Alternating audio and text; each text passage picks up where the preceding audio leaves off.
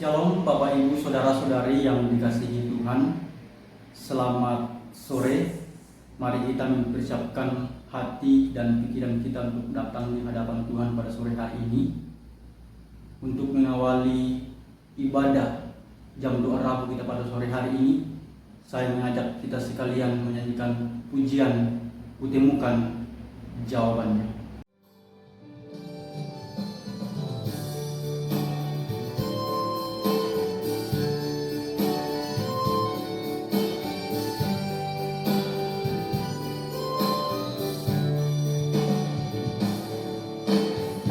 Batra tak berhaluan, terombang ambing dihempas gelombang. Demikian hidup ini penuh cobaan, selama ku tinggalkan firman Tuhan. Tapi kini jiwaku damai, setelah ku temukan Yesus Gembalaku. Di jalan kebenaran yang aku peroleh, jawaban hidup yang sesungguhnya. Sejak pertobatanku kembali padanya, hidupku jadi baru, diangkat olehnya. Yang tak ada di dunia ku temukan pada Yesus, damai dan sukacita. Betapa bahagianya ku hidup dengannya, tak pernah ku gelisah, takut atau susah. Terpujilah namanya, Allah Bapa di sorga selama-lamanya.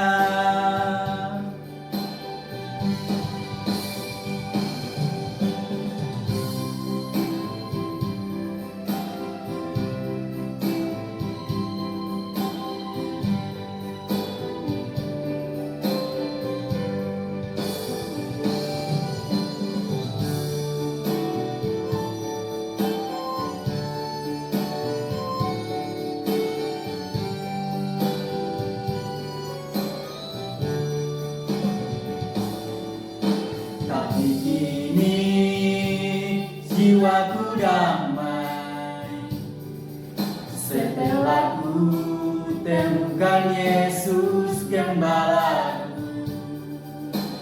Di jalan kebenaran yang aku peroleh, jawaban hidup yang sesungguhnya.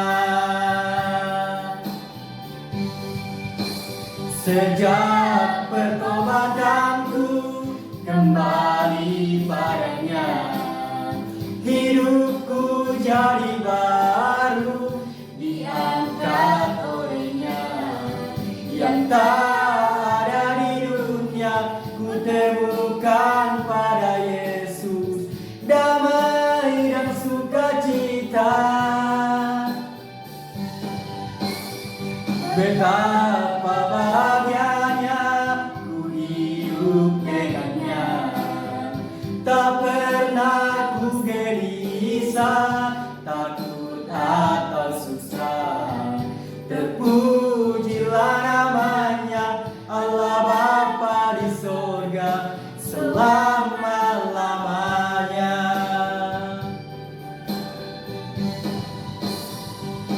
Terpujilah namanya, Allah Bapa di sorga selama-lamanya. Sebelum kita mendengarkan kebenaran firman Tuhan, mari kita menyanyikan pujian Hati Sebagai Hamba.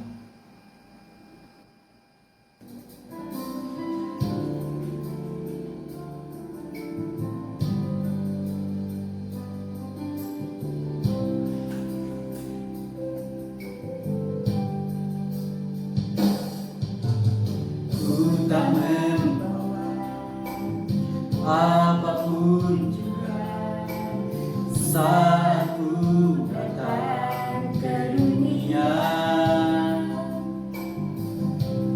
Ku tinggal pada aku saat ku kembali ke surga.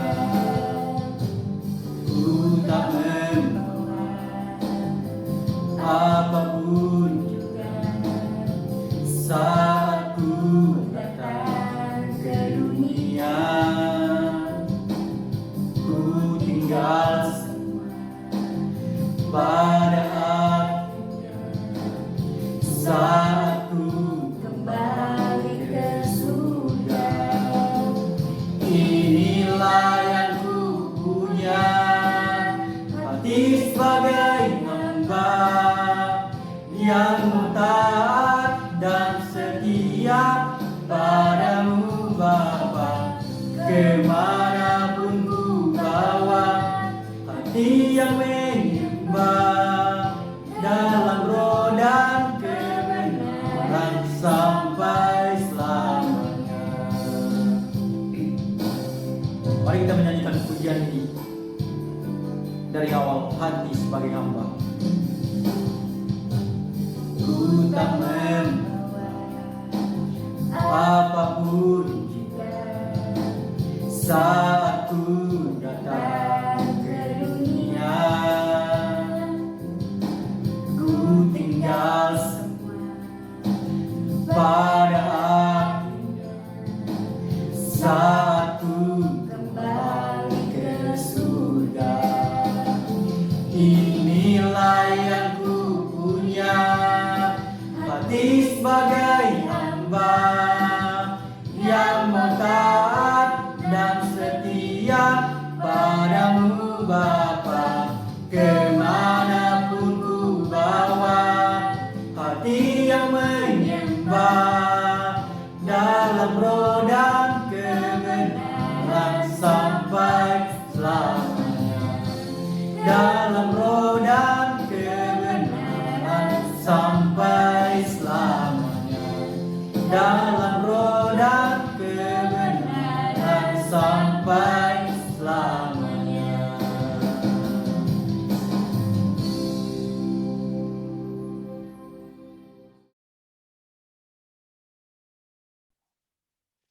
Oke, shalom.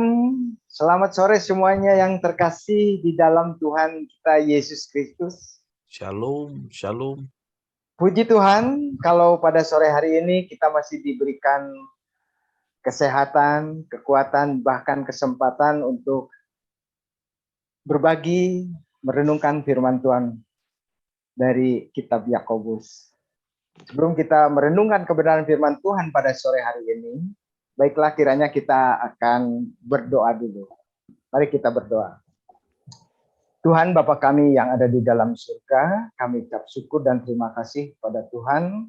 Kalau sore hari ini Tuhan sudah memberikan kekuatan, kesehatan pada setiap kami, biarlah kiranya Tuhan kami akan pakai kesempatan ini untuk merenungkan, belajar bersama-sama firman-Mu. Biarlah firman-Mu boleh mendorong, memberikan kekuatan kepada setiap kami, supaya kami tahu apa yang terkandung di dalam surat Yakobus dari ayat 1 sampai 8 itu. Terima kasih Tuhan, pimpin kami, biarlah kiranya hamba-Mu yang hina ini boleh menjadi berkat bagi banyak orang. Dan biarlah yang berbicara melalui lidah bibir hamba-Mu hanya Tuhan sendiri. Terima kasih Tuhan, di dalam nama Tuhan Yesus kami serahkan waktu ke depan, dan di dalam nama Tuhan Yesus juga kami usir kuasa-kuasa kegelapan yang akan mengganggu firman Tuhan, kebenaran firman Tuhan. Dalam nama-Mu kami juga bersyukur. Amin. Baik saudara-saudara, sebelum kita melanjutkan kepada dari ayat Yakobus 1 ayat 1 sampai 8 akan saya bacakan nats kitab sucinya.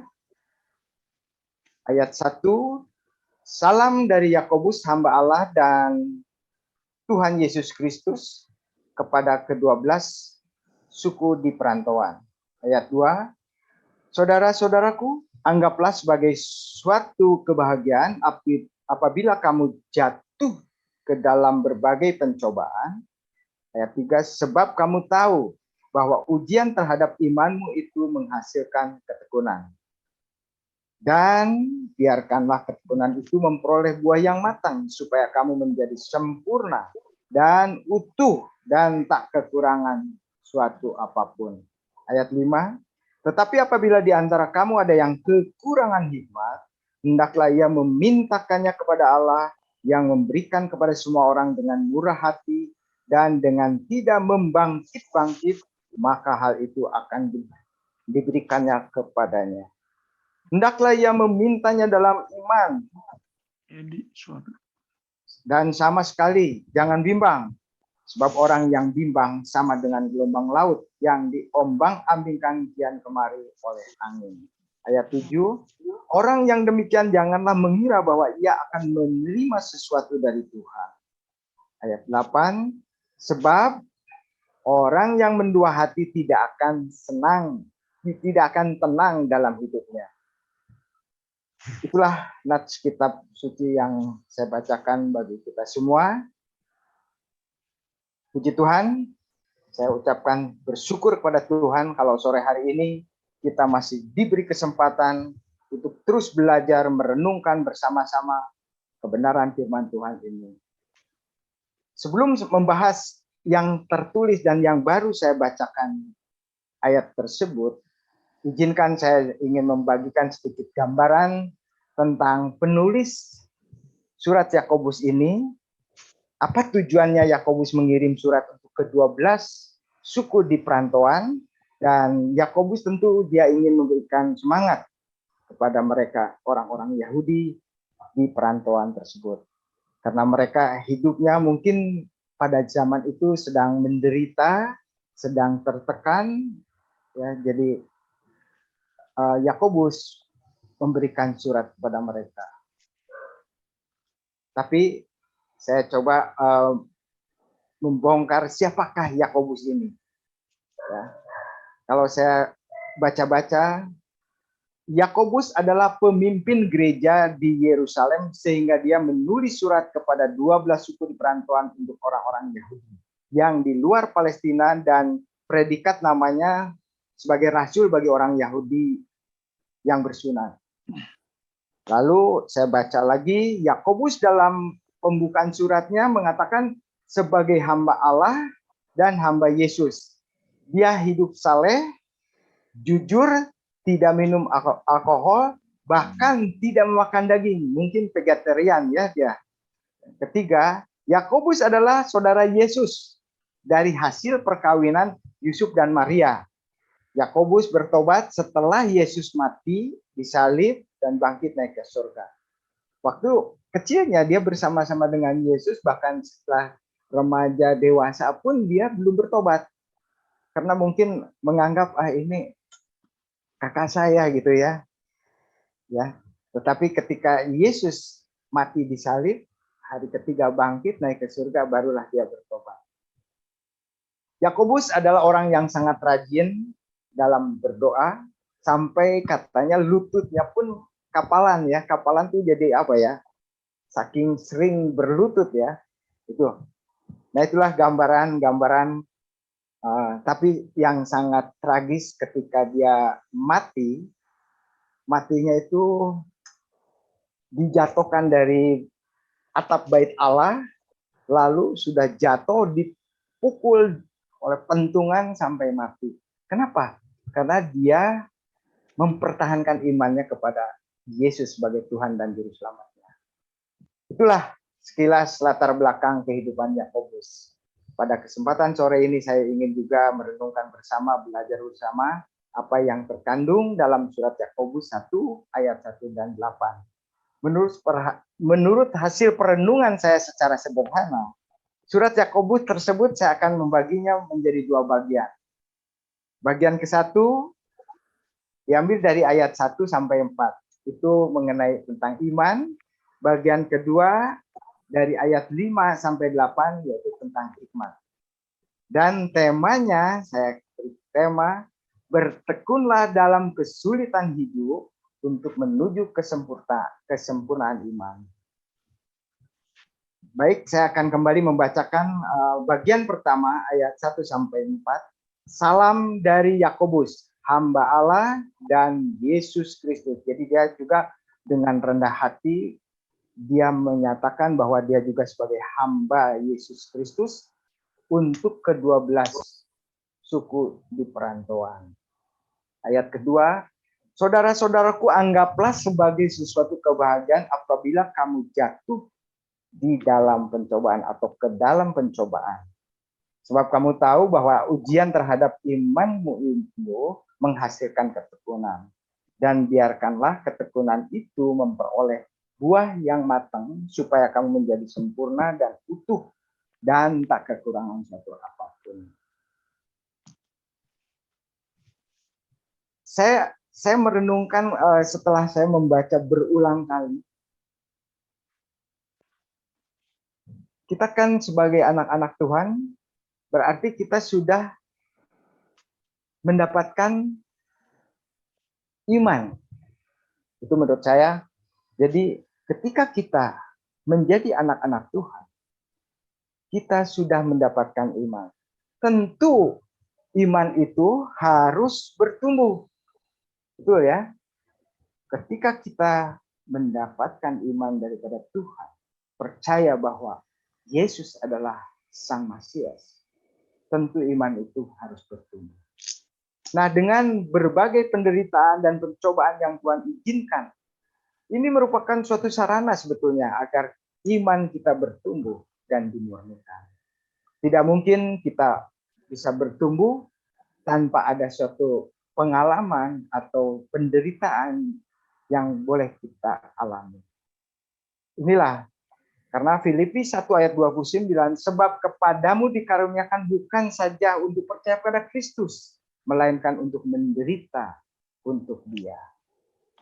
Jadi ketika kita menghadapi berbagai cobaan, kita harus sadar bahwa kita sedang mendapatkan suatu ujian, di mana seperti anak sekolah ketika mendapatkan suatu ujian, kalau kita bisa bertahan di dalam, berhasil di dalam ujian, maka luluslah kita.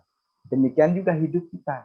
Ketika kita berbagai mendapatkan suatu pencobaan, itu kita sedang diuji.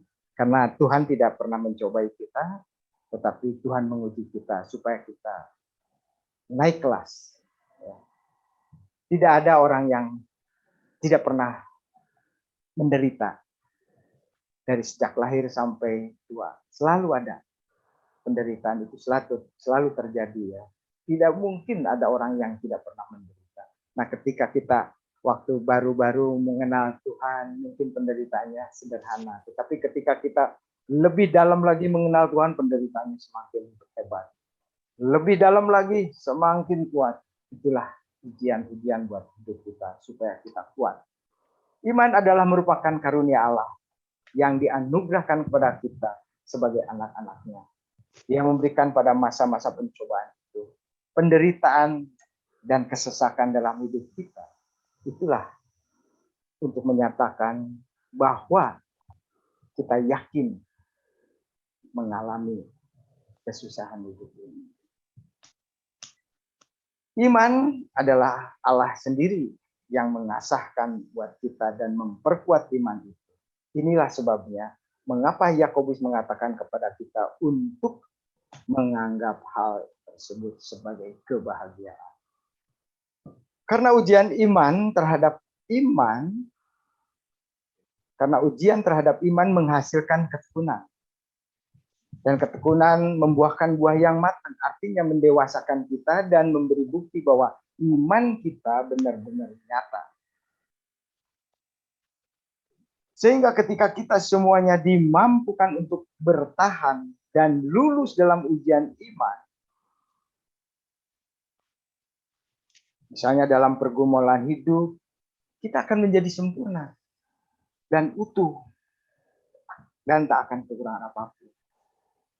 Saya tadi sudah katakan, tidak mungkin seseorang bisa bertumbuh tanpa melalui penderitaan atau kesusahan hidup atau tekanan waktu pada masa hidup, tidak mungkin bisa bertumbuh. Kalau ada orang yang, saya melihat begini, saya punya kakak dua, yang satu dimanja. Dia hidupnya begitu senang karena dimanja, apapun yang dia minta itu selalu diberi oleh orang tua saya. Yang satu lagi tidak demikian. Ketika setelah dewasa, saya memperhatikan kakak ini, yang satu sampai sekarang hidupnya tidak keruan. Tapi yang satunya karena dia berjuang, mengalami suatu kesusahan hidupnya, maka dia menjadi kakak yang saya hormati. Berbeda dengan kakak yang lain, yang satunya dia hidupnya pada waktu itu dimanja. Nah, kebetulan saya adalah seorang bungsu, jadi saya melihat kakak itu pada waktu itu mereka hidupnya sangat-sangat senang, dimanja. Tapi alhasil apa yang terjadi setelah dewasa, setelah berumah tangga, hidupnya tidak keruan. Itulah, dia tidak mengalami ujian-ujian yang berat, akhirnya ketika dia lepas dari orang tua, dia tidak kuat di dalam kehidupan.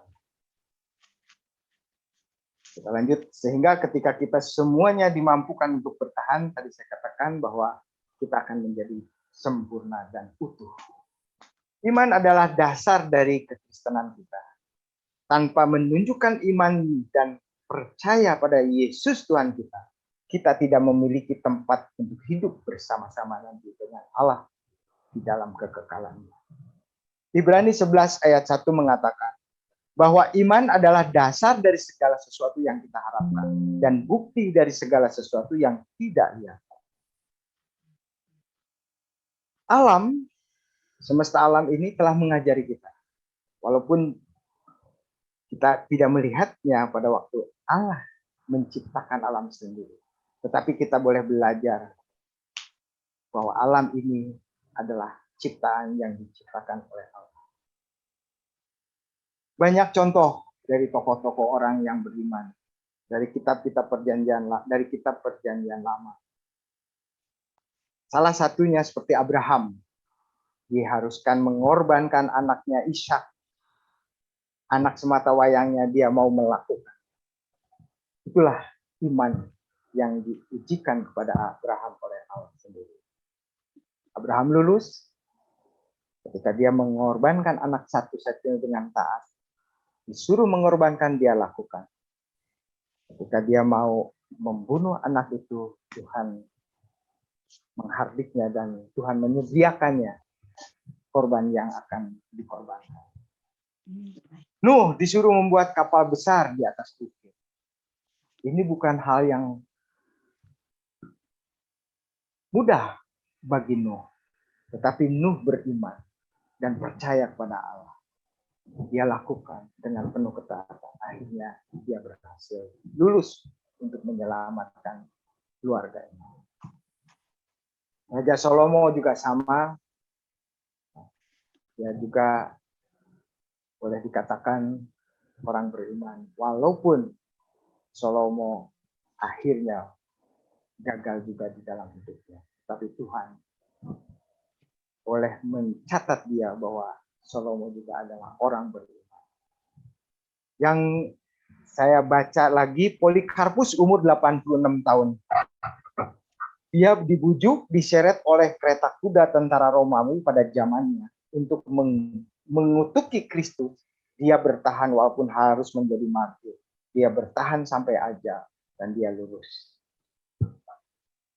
Tahun 1818, Louis Braille matanya kebutaan ketika dia membuat pelana kuda bersama ayahnya, karena matanya tertancap paku yang runcing waktu melubangi kulit untuk membuat pelana kuda tersebut, meleset kena matanya, dia akhirnya buta. Tetapi dia bertahan dan dia minta pertolongan kepada Tuhan untuk menjadi berkat bagi banyak orang, dan dia mendapatkan sebuah hadiah dari temannya, sebuah buah dari cemara, pohon cemara, dan dia pegang, akhirnya dia punya ide, dia membuat huruf-huruf braille supaya orang-orang yang buta bisa membaca dan menulis oleh huruf braille tersebut. Dia juga lulus dari ujian. Nah, tapi sekarang bagaimana dengan kita sekarang? Dalam pergumulan hidup kita semakin sulit, terlebih pada masa COVID-19 ini. Banyak pabrik-pabrik yang gugur, bangkrut. Saya juga melihat beberapa pabrik kenalan saya habis. Banyak kesusahan. Apakah kita mau menyerah? Apakah kita mau bertahan, beriman kepada Tuhan yang berdaulat atas hidup kita? Itulah pertanyaan. Mari kita renungkan.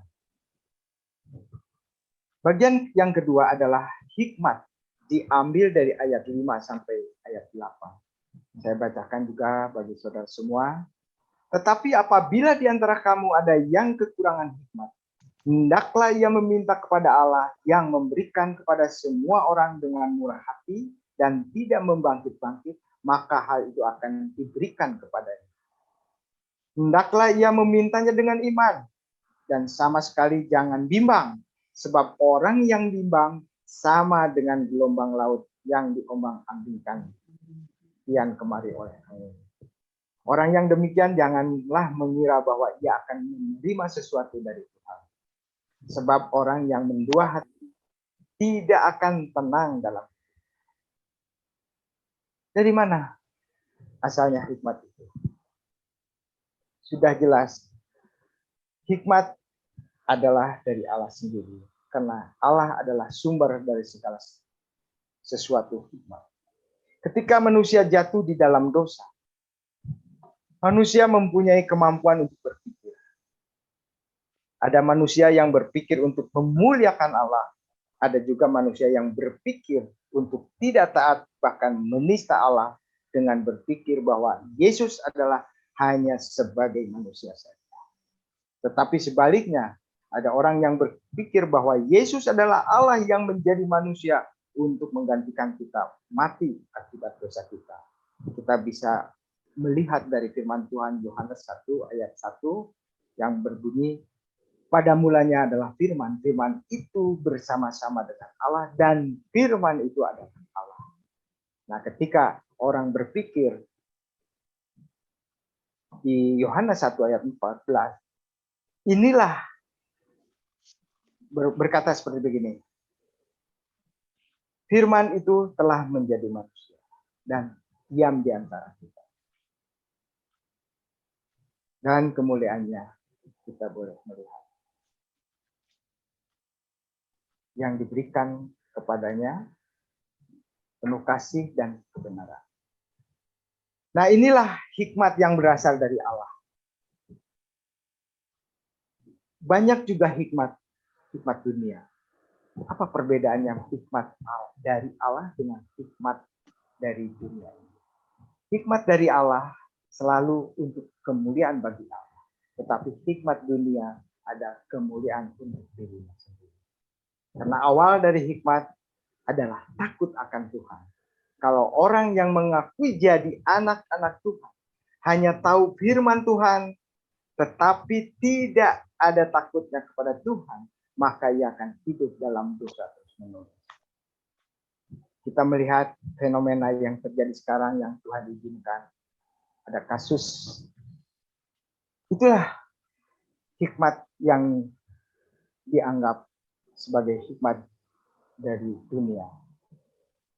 Dia hanya bisa mengenal firman Tuhan, tetapi dia tidak takut Tuhan. Nyatanya dia terus bergelimbangan dan hidupnya dalam dosa. Tetapi kita harus mendoakan dia karena dia juga adalah anak-anak Tuhan. Kalau dia jujur di hadapan Tuhan, pasti Tuhan pulihkan. Kita ingat Saulus, berapa banyak yang sudah dibunuh oleh Saulus. Tetapi ketika dia bertemu Tuhan, ketika Tuhan mau pakai dia, dia dimenangkan oleh Allah sendiri. Dan inilah hidup yang luar biasa. Dari Saul sang pembunuh menjadi rasul. Orang yang takut akan Tuhan artinya tidak melanggar Tuhan dan tidak mau berbuat dosa. Itulah hikmat yang dari Allah. Takut akan Tuhan adalah permulaan pengetahuan, tetapi orang bodoh menghina hikmat dan didikan. Amsal 1 ayat 7. Jadi apa yang dimaksud hikmat? Hikmat adalah hati yang mampu menimbang-nimbang antara kebaikan atau yang jahat. Artinya kita sebagai anak-anak Tuhan tidak mau melakukan sesuatu yang menyakitkan hati Tuhan dengan cara melanggar hukum Tuhan. Kalau kita sebagai anak-anak Tuhan di dalam Kristus kurang hikmat, dikatakan tadi, mintalah kepada Tuhan yang sudah menyediakan hikmat buat kita semua. Dan Tuhan pasti akan memberikannya karena Dia murah hati ketika kita meminta hikmat itu dengan iman. Hikmat sangat diperlukan saat menghadapi berbagai penderitaan. Sehingga kita dapat membedakan yang mana kehendak Tuhan atau kehendak kita. Ketika kita meminta hikmat, tadi saya sudah katakan, kita harus yakin dan jangan bimbang. Sebab kalau kita tidak yakin dengan iman, maka kita tidak akan mendapatkan. Sama seperti gelombang yang terombang-ambingkan. Itu firman Tuhannya mengatakan, kalau kita meminta sesuatu kepada Tuhan, kita harus dengan yakin, dengan iman. Karena kalau kita bimbang, wah, pasti sekarang begini, ketika kita berdoa, yakin meminta kepada Tuhan. Tetapi di dalam pikiran kita, seperti apa yang Pak Ardi kemarin minggu katakan, dapat nggak nih? Boleh nggak nih berdoa seperti ini? Yakin dengan iman, tapi di dalam pikiran kita, dapat nggak nih? Boleh nggak nih saya berdoa seperti ini? Nah, hal seperti itu membuat bimbang. Kita tidak akan menerima apa-apa. Ya. Seperti apa kata firman Tuhan, seperti gelombang lautan yang terombang-ambingkan oleh. Jadi kita bercabang, otak kita terbagi dua antara yakin dan kemungkinan diberkati atau tidak. Itu. Ada contoh, banyak contoh orang-orang yang dalam perjanjian lama. Seperti Salomo, ya, dia diberi hikmat, dia diberi kekayaan, dia bisa menimbang-nimbang, mengadili dengan bijaksana, karena hikmat itu adalah hikmat dari Allah. Dia bisa memutuskan dengan baik. Lantas bagaimana dengan kita? Semua kita adalah anak-anak Tuhan. Apa kita masih takut akan Tuhan? Dan maukah kita berdoa dengan penuh keyakinan, dengan hati tulus pada ikut jam doa, dengan yakin mendoakan saudara-saudara kita yang hidupnya masih belum tenang? Kita harus mengarah ke sana. Karena ketika kita berdoa bersama-sama, di samping hidup kita menjadi tenang, dan kita juga menjadi berkat bagi banyak orang. Itulah yang boleh saya renungkan. Mari kita berdoa. Tuhan Bapa kami yang ada di dalam surga, firman-Mu jelas untuk mengingatkan pada setiap kita betapa pentingnya berdoa, memohon dengan iman. Mampukan kami Tuhan, supaya setiap doa kami untuk mendoakan bagi yang sakit, bagi yang dalam kesusahan, bagi yang banyak pergumulan, biarlah mereka boleh dipulihkan dan disembuhkan dari sakit penyakit. Terima kasih Tuhan untuk firman-Mu pada sore hari ini. Kami memahaminya, biarlah Engkau memberikan hikmat dan iman pada setiap kami. Terpuji nama Tuhan, dan di dalam nama Tuhan Yesus kami sudah bersyukur dan berdoa. Amin.